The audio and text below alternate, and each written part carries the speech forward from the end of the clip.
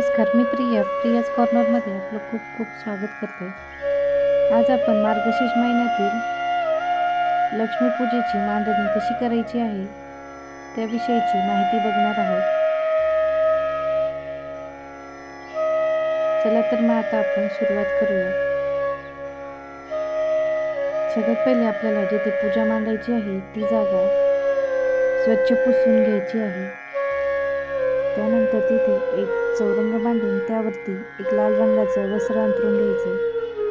त्यावर कलशासाठी तांदळाचं आसन बनवायचं आणि त्यानंतर त्यावर एक कलश स्थापना करून घ्यायची. मी कळसाला अशा प्रकारे ब्लाऊज पीसच्या साहाय्याने सजवून घेतलेला आहे.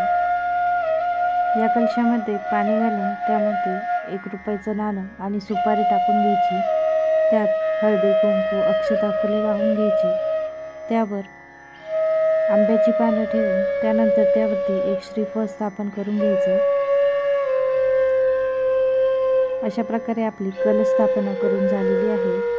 त्यानंतर मी एक देवीचा फोटोही ठेवून घेतलेला आहे. त्यासमोरच एक आंब्याच्या पानावर विड्याचं सामान ठेवून घेतलेलं आहे. आपण या विड्यावरील सुपारीची गणपती बाप्पा म्हणून पूजा करणार आहोत. त्यानंतर शेजारी आपण फळे ठेवून घेणार आहोत आणि नैवेद्यासाठी दूध साखरेचा नैवेद्यही ठेवणार आहोत. त्यानंतर पूजेसमोर एक छान अशी छोटीशी रांगोळी काढून घेतली.